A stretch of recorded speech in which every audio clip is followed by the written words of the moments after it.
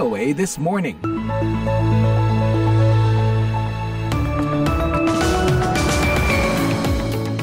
Halo, selamat pagi. Inilah siaran VOA This Morning, Senin 3 Februari 2025 yang dipancarkan langsung dari Studio 17 di Washington DC. Saya Utami Husin, produser Jimmy Mahnan, dan teknisi Dan Brody. Senang sekali bisa berjumpa lagi dengan Anda pagi ini. Semangat mengawali aktivitas pagi di hari pertama pekan ini ya. Semoga sepanjang hari ini menjadi saat yang sangat produktif dan menyenangkan bagi Anda semua. Jangan lupa untuk mengupdate berita-berita dari berbagai penjuru dunia bersama kami sekarang ini. Salah satu laporan yang telah disiapkan redaksi VOA adalah mengenai rencana Perdana Menteri Israel Netanyahu ke Washington DC pekan ini untuk bertemu dengan Presiden Trump di Washington. It depends, but countries that won't take back their criminals. Bisa meningkat ya, tergantung. Namun negara-negara itu tidak mau menerima kembali penjahat yang mereka kirim ke negara kita. Dan mengenai dampak tarif baru Amerika untuk Kanada, Meksiko, Tiongkok bagi warga Amerika dan potensi implikasinya bagi Indonesia. Pure economic. We have big deficits with, as you know, with all three of them. Pendengar, Amerika Serikat mulai Sabtu lalu memberlakukan kenaikan tarif pada seluruh impor produk perdagangan dari Kanada dan Meksiko sebesar 25% dan dari Tiongkok sebesar 10%. Pendengar, siaran ini juga bisa diikuti melalui streaming langsung di website kami www.voaindonesia.com atau melalui podcast VOA This Morning episode hari ini. Kita awali dengan berita dunia pagi ini bersama Made Yoni.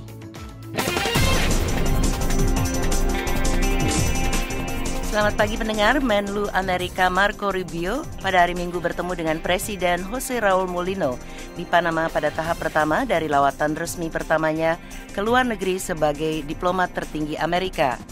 Rubio juga akan melawat ke El Salvador, Costa Rica, Guatemala, dan Republik Dominika. Ini menandai yang pertama kalinya dalam lebih dari 100 tahun kunjungan resmi pertama Menlu Amerika ke luar negeri adalah ke Amerika Latin. Para pejabat dan pakar mengatakan kunjungan ini sebagian bertujuan untuk melawan pengaruh Tiongkok yang semakin besar di kawasan ini. Lawatan ini dilakukan ketika Presiden Donald Trump berusaha menguasai kembali terusan Panama dan ketika Washington mengintensifkan upaya untuk mengekang migrasi ilegal. Presiden Panama Mulino mengesampingkan diskusi mengenai kontrol atas terusan Panama dengan Rubio. No cabe duda que el canal es operado por nuestro país y así seguirá siendo. Saya tidak bisa bernegosiasi apalagi membuka proses negosiasinya mengenai terusan itu, katanya kepada para wartawan pada hari Kamis.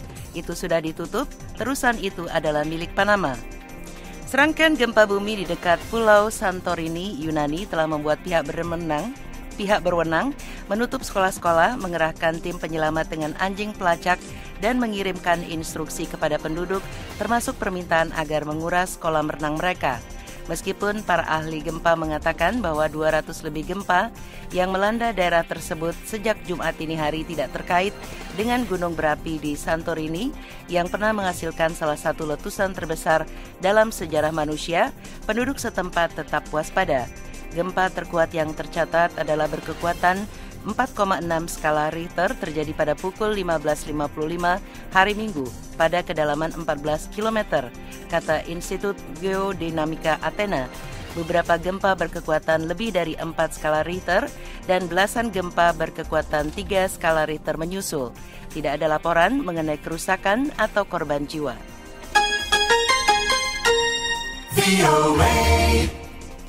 Perdana Menteri Inggris Keir Starmer menyambut Kanselir Jerman Olaf Scholz di kediamannya pada hari Minggu dalam upaya untuk memperbaiki hubungan dengan Uni Eropa. Starmer menerima Scholz di Chequers, kediaman resmi Perdana Menteri di Buckinghamshire yang terletak 50 km di barat laut London sebelum keduanya menuju Belgia untuk bertemu dengan para pemimpin Uni Eropa pada hari Senin, di mana pemimpin Inggris itu mengharapkan perbaikan hubungan. I've been very clear since I became Prime Minister that I do want a reset of the relationship between the UK and the EU. Meskipun tidak ingin bergabung kembali dengan blok perdagangan Uni Eropa 5 tahun setelah keluar dari blok tersebut atau Brexit, Starmer mengatakan dia ingin menjalin hubungan yang lebih dekat dalam bidang pertahanan, energi, dan perdagangan. Saya kira itu sudah pasti demi kepentingan terbaik Inggris, demi kepentingan terbaik Uni Eropa, dan dalam 7 bulan terakhir ini saya berharap sudah ada perbedaan yang nyata dalam pendekatan, ucapan, dan hubungan, kata Starmer. Sedikitnya 160.000 demonstran berkumpul di Berlin pada hari Minggu, kata polisi. Mereka memprotes sikap kaum konservatif Jerman yang dianggap melanggar norma dan mengarah pada aliran ekstrem kanan. Penyelenggara demonstrasi mengatakan 200.000 orang hadir untuk mengecam pelanggaran yang dilakukan oleh Uni Demokratik Kristen atau CDU terhadap perjanjian tidak tertulis Jerman untuk tidak bekerja sama dengan aliran ekstrem kanan di tingkat nasional yang berlaku sejak Perang Dunia Kedua. Na, ich bin heute gekommen, weil ich das Gefühl habe, hier gerät mächtig was ins Rutschen und es ist gut, wenn wir uns hinstellen und das nicht nur den Parlamentariern überlassen, für unsere Demokratie einzustehen. Seorang demonstran di Berlin mengatakan, kami ingin membuat keributan sebanyak mungkin untuk menyerukan agar partai-partai yang menyebut diri mereka demokratis melindungi demokrasi ini, kata pengunjuk rasa itu kepada kantor berita AFP. Sikap CDU yang mencari dukungan AfD yang beraliran ekstrem kanan di parlemen pekan lalu memicu kemarahan yang meluas di Jerman, kurang dari sebulan menjelang pemilihan federal yang penting. Badan Antariksa Jepang pada hari Minggu mengatakan pihaknya berhasil meluncurkan satelit navigasi dengan roket H3 yang baru, seiring dengan upaya negara tersebut untuk memiliki sistem penentuan lokasi yang lebih tepat. Roket H3 yang membawa satelit Michibiki 6 meluncur dari pusat antariksa Tanegashima di sebuah pulau di barat daya Jepang. Sekian berita dunia VOA Washington, saya Madioni.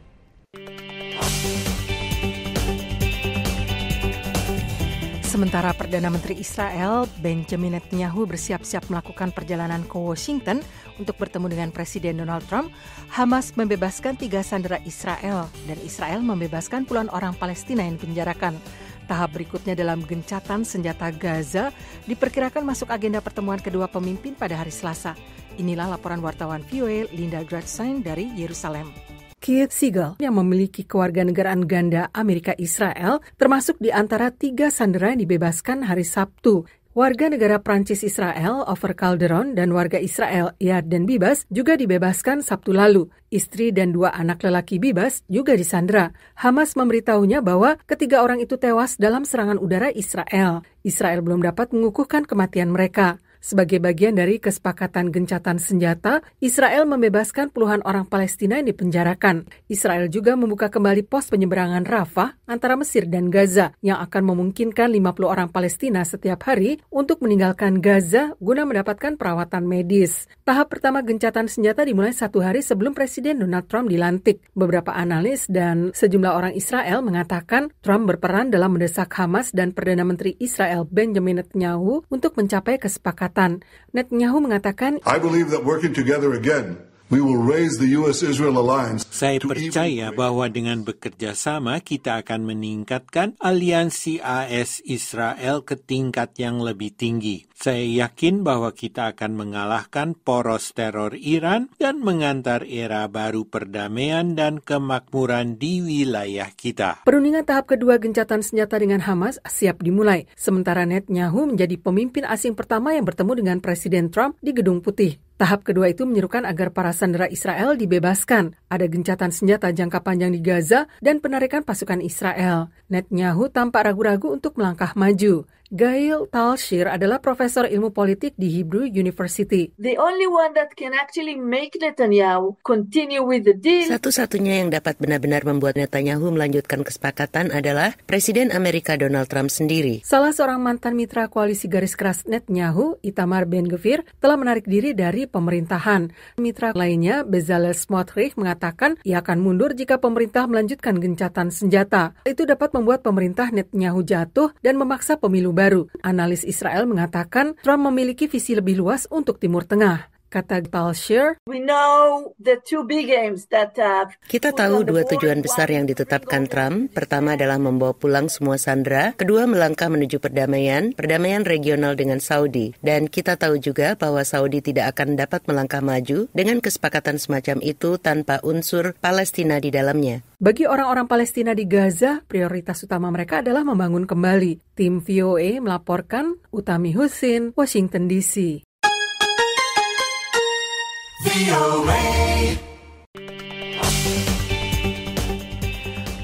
This Morning, berbagai organisasi hak asasi manusia mempertanyakan perintah Presiden Donald Trump untuk menahan migran tak berdokumen di pusat operasi migran di Pangkalan Angkatan Laut Amerika di Teluk Guantanamo, Kuba. Pemerintahan sebelumnya memang telah menahan migran di Guantanamo. Namun menurut organisasi HAM, apa yang akan dilakukan Trump berbeda. Berikut laporan Kepala Biro Gedung Putih Patsy Widakuswara disampaikan Karina Amkas. Teluk Guantanamo, Kuba, umumnya dikenal sebagai tempat penampungan tersangka teroris, termasuk mereka yang dijebloskan ke sana setelah serangan 9/11 dan anggota Taliban. Minggu ini, Pangkalan Angkatan Laut Amerika itu kembali menjadi sorotan setelah para pejabat mempersiapkan lokasi itu sebagai pusat operasi migran untuk menahan 30.000 migran berdasarkan perintah Presiden Donald Trump. Bisa meningkat ya, tergantung. Namun negara-negara itu tidak mau menerima kembali penjahat yang mereka kirim ke negara kita. Negara-negara itu mengirim mereka ke sini, memasukkan mereka ke karavan, dan mereka datang ke sini tanpa kita sadari. Mereka akan dikenai sanksi yang sangat keras dan lain-lain. Menurut organisasi HAM, berdasarkan hukum Amerika, adalah sah menahan migran untuk waktu yang singkat, sementara menunggu mereka dipulangkan. Namun, jika negara asal migran tidak bersedia menerima mereka, tidaklah sah untuk menahan mereka tanpa batas. Di Guantanamo, kata mereka, tahanan tidak memiliki akses apapun. Di Amerika, migran tak berdokumen ditahan di pusat-pusat penahanan dan bahkan di penjara. Sebelumnya, kata International Refugee Assistance Project, Amerika mencegat migran di laut dan menahan mereka di Guantanamo. Jumlah mereka puluhan ribu di bawah pemerintahan Ronald Reagan dan Bill Clinton dan kurang dari 100 di bawah pemerintahan Joe Biden. Menurut organisasi tersebut, Trump akan melakukan hal yang berbeda. Guantanamo adalah tempat yang sempurna bagi para migran kriminal, ujar Menteri Pertahanan Pete Hegseth awal minggu ini. We're leaning forward on supporting the President's directive to make sure that we have a location for violent criminal illegals. Kami condong untuk mendukung arahan Presiden guna memastikan bahwa kita memiliki lokasi bagi para imigran ilegal kriminal yang melakukan kekerasan ketika mereka dideportasi keluar dari negara ini. Kepala Urusan Perbatasan Pemerintahan Trump, Tom Homan, menyatakan, penjaga pantai yang menghadang orang-orang di laut, mereka dapat membawa orang-orang itu langsung ke Teluk Guantanamo. Trump memilih Guantanamo karena Amerika kehabisan tempat penahanan, kata juru bicara Gedung Putih Karoline Leavitt pada Jumat lalu. Pemerintahan Demokrat di bawah Obama dan Biden mencoba tetapi gagal menutup Guantanamo. Kamp penahanan teroris itu dibangun pemerintahan George W. Bush pada 2002 setelah invasi Amerika ke Afghanistan yang dimulai tidak lama setelah serangan teror 9/11. Karina Amkas, VOA, Washington.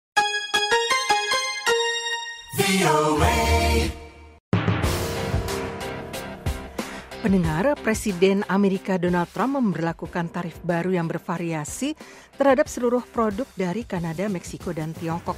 Apakah Trump telah benar-benar memperhitungkan dampak ekonomi terhadap warga Amerika dan apa implikasinya bagi Indonesia sebagai salah satu negara yang pernah menerima fasilitas Generalized System of Preferences atau GSP? Eva Masreva melaporkan dari Washington DC. Pure economic. We have big deficits with, as you know, with all three of them. Pendengar, Amerika Serikat mulai Sabtu lalu memberlakukan kenaikan tarif pada seluruh impor produk perdagangan dari Kanada dan Meksiko sebesar 25% dan dari Tiongkok sebesar 10%. Presiden Donald Trump menyampaikan keputusan itu hari Jumat yang dipertegas oleh juru bicara Gedung Putih Karoline Leavitt dalam jumpa pers. 25% tariffs on Mexico, 25% tariffs on Canada, and a 10% tariff on China. Sejak masa kampanye, Trump telah mengancam untuk menaikkan tarif perdagangan, tidak saja untuk memastikan kerjasama negara-negara yang dikenai tarif guna menghentikan imigrasi ilegal dan penyelundupan bahan kimia berbahaya untuk memproduksi fentanyl, tapi sekaligus untuk mendorong manufaktur domestik dan meningkatkan pendapatan pemerintah federal. We're not looking for a concession, and we'll just see what happens. Mengutip data firma pajak dan konsultasi PricewaterhouseCoopers, Associated Press melaporkan kenaikan itu akan membuat tarif impor Kanada dari $440 juta menjadi $107 miliar per tahun. Sementara tarif impor Meksiko akan naik dari 1,3 miliar menjadi $132 miliar per tahun. I, Donald John Trump, do solemnly swear. I, Donald John Trump, do solemnly swear. Pemberlakuan tarif seperti ini dinilai menimbulkan resiko politik dan ekonomi terhadap Trump yang baru 2 minggu menjabat masa jabatan kedua. Banyak pemilih yang mendukungnya untuk mewujudkan janji kampanye utama, yaitu meredam inflasi yang salah satu diantaranya lewat kenaikan tarif. Tapi kenaikan harga dan gangguan pasokan energi, otomotif, produk pertanian, dan kayu ikut membayangi kebijakan ini. Muhammad Faisal, Direktur Eksekutif Center of Reforms on Economics Core Indonesia mengatakan, Trump bukannya tidak tahu masalah yang membayangi itu, tapi ia mengesampingkan hal tersebut. Itu ada kalkulasi, jelas ya, tapi masalahnya kalkulasinya ini dikesampingkan dibandingkan dengan janji politik. Trump meyakini dan orang-orang yang memilih Trump itu meyakini ya selama ini Amerika memang banyak kemasukan barang-barang dari luar negeri dan industrinya juga menurun ya karena kalah saing dengan produk dari luar negeri dan akhirnya pasar lapangan kerja di industri manufakturnya juga turun. Kan itu yang diyakini. Faisal memperkirakan Trump sejak awal sudah memikirkan dampak kenaikan tarif ini dengan mendorong kebijakan baby drill guna menggenjot produksi ekonomi tak terbarukan yang dinilainya dapat meredam inflasi. Di sisi yang lain, Trump mendorong menggali sumber energi dari minyak bumi yang brown itu ya, karena mereka punya reserve yang paling besar di situ. Dan kalau itu digali habis secara masif gitu ya. Nah ini kan sebagai salah satu cara untuk menekan inflasi. Namun pakar ekonomi di CSIS, Muhammad Habib, khawatir Trump masih terpaku dengan kebijakan kenaikan tarif terhadap Tiongkok yang diberlakukannya pada masa jabatan pertama. Ketika beliau menjatuhkan tarif kepada Tiongkok gitu ya, itu kan mungkin dampaknya nggak begitu signifikan karena tapi yang sekarang terjadi itu menurut saya udah jauh lebih berbeda. Kanada dan Meksiko itu dua negara yang berbatasan langsung. Itu yang menurut saya belum diantisipasi. Trumpnya masih terpaku dengan pengalaman yang lama yang dia punya gitu. Faisal dan Habib sama-sama memproyeksikan bahwa Trump bisa jadi akan menaikkan tarif impor dari negara-negara lain, termasuk dari Vietnam. Dan mungkin saja dari Indonesia yang pernah ikut menikmati fasilitas khusus dalam GSP atau Generalized System of Preferences sebelum berakhir pada Desember 2020.